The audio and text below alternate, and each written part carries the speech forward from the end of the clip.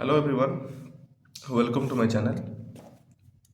आज हम पढ़ने जा रहे हैं स्पेसिस ऑफ क्लासिफिकेशन, जिसको रंगनाथन ने डेवलप किए हैं। ये वाला टॉपिक जो है, इसके लिए आपका भी मुझे मदद चाहिए। कैसी मदद चाहिए?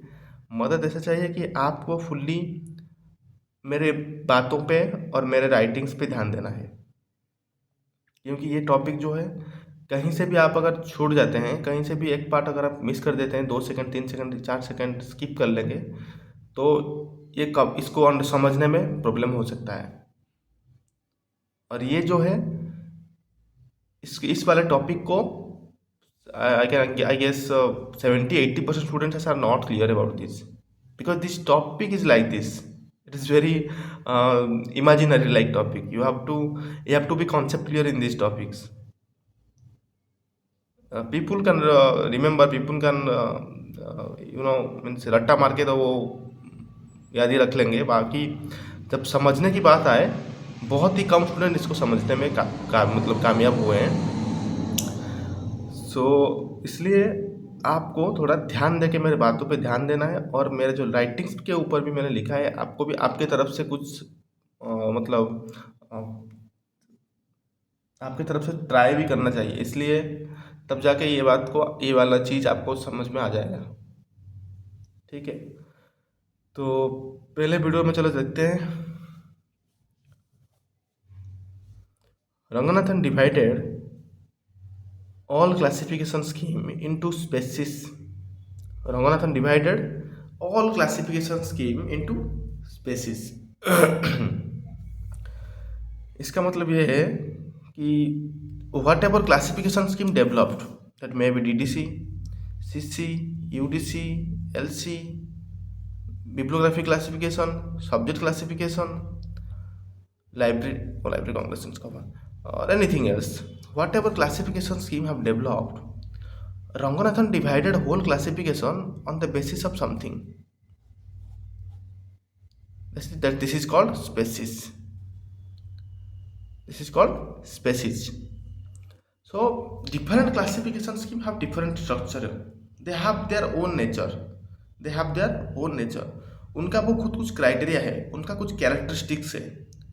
वो सबका डीडीसी का अलग है, सीसी का अलग है, यूडीसी का अलग है, एलसी का अलग है, बीसी का अलग है, सब्जेक्ट क्लासिफिकेशन का अलग है। This all are their own nature, own criteria, own characteristics. लेकिन रंगनाथन ने क्या कहा, कुछ क्राइटेरिया को लेके उन्होंने उसको स्पेसिस में डिवाइड कर दिया। इन सबको एक स्पेसिस में डिवाइड कर दिया कि जो जो क्राइटेरिया इसमें आएगा वो ये वाला आएगा, जो जो क्राइटेरिया इसमें आएगा वो ये वाला आएगा। तो जो भी सारे क्लासिफिकेशन स्कीम है, उनको रंगनाथन ने स्पेसिस में डेवलप कर दिए। तो स्पेसिस से शुरू करने से पहले उसका कुछ एक मैं आइडिया देना चाहता हूँ। चलो पहले पढ़ लेते हैं। जो स्पेसिस, क्या क्या स्पेसिस है? एनुमरेटिव क्लासिफिकेशन स्कीम है, ऑलमोस्ट एनुमरेटिव क्लासिफिकेशन स्कीम है, ऑलमोस्ट फेसेटेड क्लासिफिकेशन स्कीम है, रिजिडली फेसेटेड क्लासिफिकेशन स्कीम है, फ्रीली फेसेटेड, उसको एनालिटिको सिंथेटिक भी कहा जाता है। एनालिटिको सिंथेटिक क्लासिफिकेशन स्कीम भी कहा जाता है। तो ये जो 5 लाइन है, इनके अंदर एक डिफरेंस, कॉमन चीज़ है। डिफरेंस भी कह सकते हैं, कॉमन चीज़ भी कह सकते हैं।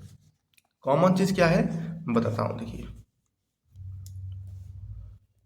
ये जो 1 to 5 शुरू हुआ है, 1 2 3 4 5, जो पांचों स्पेसिस है, ये उनका स्टार्टिंग हुआ है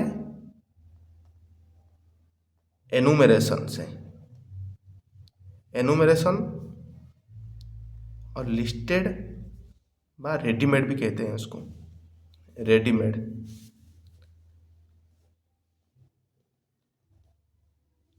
एनुमरेशन, लिस्टेड, रेडीमेड भी उसको कहते हैं। सेकंड में जो है, सेकंड के बाद छोड़ो, थर्ड को छोड़ो, 4 को छोड़ो, 5 को आ जाओ। जो लास्ट में जो है वो क्या है? फ्रीली फैसेटेड है। फ्रीली फैसेटेड है। इसमें क्या करना पड़ता है? We have to synthesize, we have to synthesize, we have to prepare,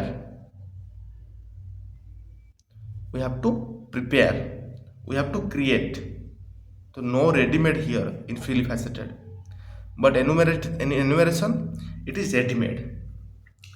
so from enumeration to freely faceted, ये जो स्टेज है ना इसके अंदर, मतलब ये तो रेडीमेड था, लेकिन यहाँ पे हम खुद बना सकते हैं. ठीक है, ये जो क्लासिफिकेशन स्कीम है ये पांचों का पांच. तो पहले से क्या था, पहला वाला जो होता है एनुमरेटिव, फिर उसके बाद ऑलमोस्ट एनुमरेटिव, ऑलमोस्ट फैसेटेड, जो भी है. पहले वाले में रेडीमेड मिलता था, सब कुछ तैयार होके, खाना वाना तैयार होके आपको मिल गया. लेकिन लास्ट वाले में धीरे धीरे जब ग्रोथ होके गया, 2 3 4 5 5 को आ गया, तो उसके लास्ट वाले में क्या हो रहा है, आपको रेडीमेड नहीं मिल रहा है, आपको खुद बनाना पड़ेगा. तो ये जो बीच का है, इन दोनों का इस तरह से रिलेशनशिप है. तो धीरे धीरे धीरे कम होते हुए पहले एनुमरेटिव था, फुल्ली रेडीमेड था, फिर थोड़ा रेडीमेड हुआ, फिर ऑलमोस्ट प्रिपेयर करने का बाद आया, फिर प्रिपेयर होने के टाइम आ गया, फिर जाके लास्ट में 5 वाले में एकदम फुल्ली प्रिपेयर करना पड़ेगा आपको. तो ये जो 1 to 5 नंबर है, तो इन दोनों का अब मतलब एक ग्रेजुअली ग्रोथ होते जा रहा है. पहला वाला रेडीमेड मिलता था, एकदम रेडीमेड, आपको कुछ करना नहीं है, उठा के बस रखना है, उठाना है, खाना है, और कुछ नहीं. दूसरा वाला जो है थोड़ी बहुत रेडीमेड रहा, दूसरा वाला और कम, फिर जाके फुल्ली फैसेटेड. लास्ट में क्या आ गया, नहीं बाबा आपको अभी रेडीमेड नहीं मिलेगा, आपको खुद बनाना पड़ेगा. तो ये इन दोनों का ग्रोथ, इन सब का ग्रोथ है. तो पहले वाला देखेंगे हम एनुमरेशन क्या है, फिर बाद में देखेंगे, लास्ट में देखेंगे फ्रीली फैसेटेड क्या है. और जो मैंने अभी बताया ये रेडीमेड है और ये सिंथेसिस है. मैं कि दोबारा एग्जांपल ले देता हूँ. फॉर एग्जांपल ये जो एनुमरेशन में आपको मिलता है मिक्स वेज, पढ़ाई की बात कर रहा हूँ, लाइब्रेरी साइंस का, कुकिंग का मत सोचना, बस आपको एक एग्जांपल दे रहा हूँ. सपोज ये है मिक्स वेज, जो एक आइटम है, मुझे तो पसंद है, बाकी आपको समझ में आना चाहिए कि मिक्स वेज, आई होप कि आप लोग गेस कर पाएंगे. इसमें सारे वेजिटेबल वगैरह डाल के, कुछ काजू पिस्ता डाल के बनाते हैं, वो मिक्स वेज एक आइटम है. मिक्स वेज जो आइटम है, कहीं पे जाएंगे आप, मिक्स वेज ऑर्डर करेंगे तो वो आपको मिक्स वेज ला के दे देंगे. तो मिक्स वेज जो हो गया वो एकदम रेडीमेड, तैयार होके रेडी है, आपको बस खाना है. इस मिक्स वेज से आप कुछ और बना पाएंगे. सपोज आपको मिक्स वेज करी दे दिया गया, उससे आप कुछ बना पाएंगे क्या, मतलब पनीर को अलग से निकाल के पनीर का कुछ अलग बना पाएंगे, या फिर वो वेजिटेबल को अलग से निकाल के कुछ अलग बना पाएंगे? नहीं, because it is readymade. So you can not create anything from mix veg, you have to only eat. आप कुछ बना नहीं सकते इसमें, इनमें से आपको बस इसको खाना है, इट्स सिंपल. लेकिन अगर फ्रीली फैसेटेड में क्या होता है और एनालिटिको सिंथेसिस क्लासिफिकेशन में क्या होता है, आपको दे जाएगा all vegetables, paneer, oil, salt, दही, काजू, ऑल वेजिटेबल में सारा आ जाएगा, टमाटो वगैरह जो भी आ गया सब आ जाएगा. ठीक है, और जो भी है etcetera, this all things you will be given. ये जो सारे चीज़ होता है, इनमें आपको दे दिया जाएगा. सपोज आपको खुद जो बनाना है बना सकते हो. तो आप क्या क्या बना सकते हैं, देखो, आप मिक्स वेज भी बना सकते हैं, पनीर का कुछ आइटम भी बना सकते हैं, टमाटो का कुछ चटनी वटनी बना सकते हो, दही का कुछ बना सकते हो, रायता वगैरह, और कुछ क्या क्या नहीं बना सकते हो, बहुत सारे चीज़ बना सकते हो. तो ये डिफरेंस है एक एनुमरेटिव क्लासिफिकेशन में और एक एनालिटिको सिंथेसिस और फ्रीली फैसेटेड क्लासिफिकेशन में. एनुमरेटिव में all are enumerated, listed, readymade, same term I am giving you one, enumerated, listed और रेडीमेड. और फ्रीली फैसेटेड में you have to create, you have to synthesize, you have to prepare, you have to develop, like this, जैसे अभी मैंने दिखाया. So this is the difference between enumerative and freely faceted. Okay, तो ये gradually बढ़ते बढ़ते इस तरह से, पहले में एनुमरेटिव था, उसमें थोड़ा कम हुआ, फिर उसका और कम हुआ, फिर होके एकदम सिंथेसिस वाला हो गया. तो चलिए शुरू करते हैं. पहला वाला एनुमरेटिव classification. Ranganathan defines an enumerative scheme of classification consists of A single schedule which enumerates all subject of the past, present and future. So enumerative classification scheme consists of a single schedule which enumerates all subject of the past, present and future.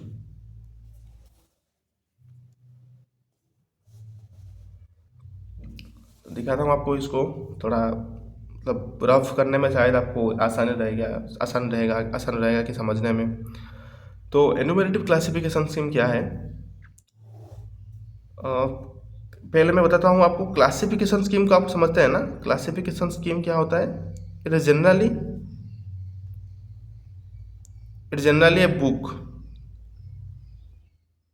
book which helps in classification. Simple, like DTC is a book, you can say.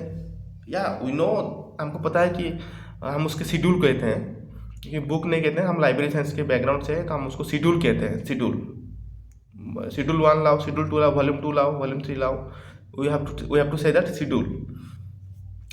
So classification scheme is a book only where which helps for classification.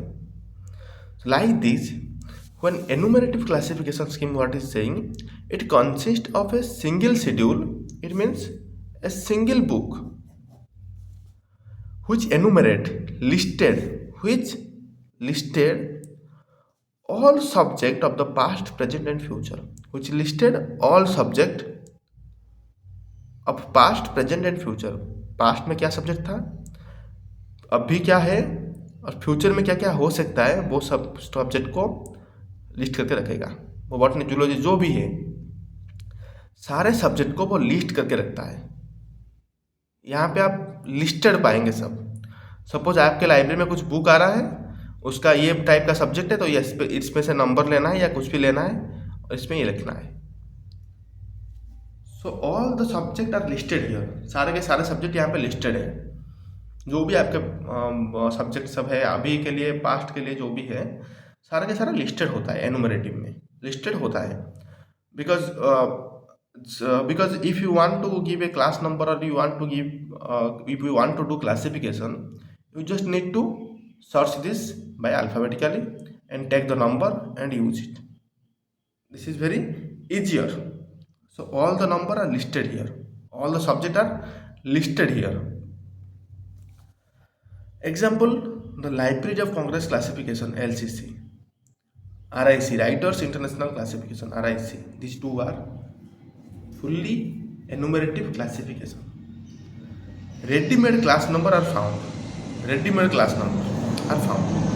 So if you suppose your library purchasing a book name is Science for Student. So you'll get a number 210, Science for Student. You just write down 210. You no need to create anything. Suppose I am giving you an example. This is called ready-made. Only one single schedule is there. And all the subject are listed in the schedule. Almost enumerative. An almost enumerative, जो जैसे मैंने कहा almost एनुमरेटिव, term को समझो पहले। Almost का मतलब क्या होता है? मेरा एग्जाम आ रहा है, ये मेरा सिलेबस है, I almost covered. Almost means ये वाला पार्ट मैंने कवर कर चुका है। Almost, most of the part I have covered, but few are left. So almost enumerative means in a schedule or anything in a classification scheme. Suppose, don't say like schedule, in a classification scheme where most of the class number are enumerated, but few can be synthesized, few can be created. In almost enumerative, all the subjects, all the classes, all the class numbers are enumerated, but few can be synthesized. An almost enumerative classification scheme consists of large schedule where most of the subject are enumerated. जैसे मैंने कहा most of the subject are enumerated and few schedules are provided. बहुत कम छोटा छोटा schedules, जैसे मैंने इसको अलग कर दो एकदम से सम फ्यू शेड्यूल्स, और कुछ एक्स्ट्रा शेड्यूल भी प्रोवाइड करते हैं for common isolate. Few schedules are provided from common isolate so that you can synthesize. But here only one schedule. You cannot you cannot synthesize. But here almost enumerative means almost class number of subjects are listed, but few can be created by using additional schedule. और schedule में क्या होता है? Common isolates होता है। Common isolates का एक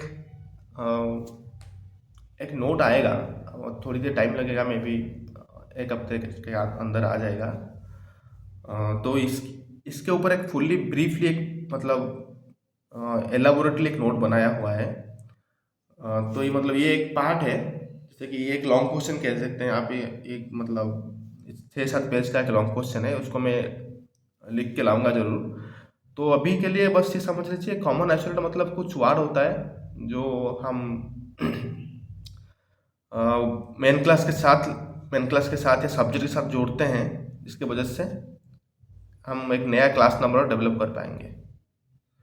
जैसे कि अभी मैंने दिखा है आपको physics in India. So physics number आपको ऑलमोस्ट एनुमरेटिव के बाद में बता रहा हूँ। ऑलमोस्ट एनुमरेटिव में आपका फिजिक्स का नंबर यहाँ पे मिल जाएगा, because physics number is almost enumerated, something like 250 500 whatever this. So physics number you will get from schedule, but additional schedule से आपको मिलेगा India, because India is a isolate. तो यहाँ से आप कुछ नंबर लाए प्लस यहाँ से कुछ नंबर लाए, दोनों को मिला के कुछ नया नंबर बनाए। This is called the class number, but few isolates are given in a schedule because almost all of the subjects are already enumerated.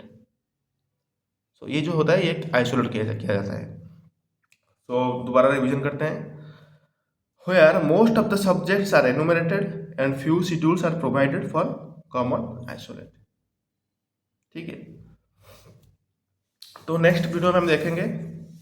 अभी के लिए तो बस ये दो ही, नेक्स्ट वीडियो में हम देखेंगे almost faceted, rigidly faceted, freely faceted, analytico synthetic, ये तीनों का देखेंगे। ये थोड़ा टाइम कंज्यूमिंग वाला पार्ट है, इसमें टाइम देना पड़ता है। मैं तो टाइम दे रहा हूँ, बाकी अगर आपको कुछ समझ में नहीं आ रहा है तो कमेंट्स में ज़रूर बताइए, ताकि दोबारा हम इसको रिविजन करने के लिए भी और एक वीडियो भी ला सकते हैं। अगर कमेंट्स ज़्यादा आया, मैं देखा कि क्वेश्चन राइज हो रहा है, डाउट क्लियर नहीं हो रहा है, या फिर कोई मेजर डाउट्स है, तो उसके लिए हम एक दोबारा वीडियो भी बनाएंगे। लेकिन बाकी आपको थोड़ा मेहनत करना पड़ेगा, आपको थोड़ा समझना पड़ेगा कि हाँ ये बात मुझे समझ में नहीं आ रहा है। ये वीडियो पॉज करके समझो या फिर वीडियो को बैक करके समझो, तुम्हारे मर्जी। फिर भी समझ में नहीं आ रहा है तो मुझे पूछने में बिल्कुल भी सोचना मत। You can ask in the comment section, I will definitely clear you, because I have my concept clear in these things. इसको मैंने 4-5 बार पढ़ के 2-3 साल लगा मुझे, फिर जाके ये समझ में आया। एक बार पढ़ने से नहीं होता है। मैं स्टूडेंट के टाइम पे जब भी पढ़ता था, उस टाइम पे 30%, 10 to 30% only I understood all this thing. इनमें से 30% ही मैंने समझ में आया, बाकी सब ऊपर से चला गया। लेकिन अभी मेरा उसमें से एक्सपीरियंस हो गया है, तो मुझे फुल्ली अंडरस्टैंडिंग आ गया है। हाँ ये वाला चीज़ ये होता है, ये वाला चीज़ ये होता है। तो ठीक है, अब आज के लिए इतना ही। नेक्स्ट वीडियो में हम बाकी तीनों को कवर करेंगे।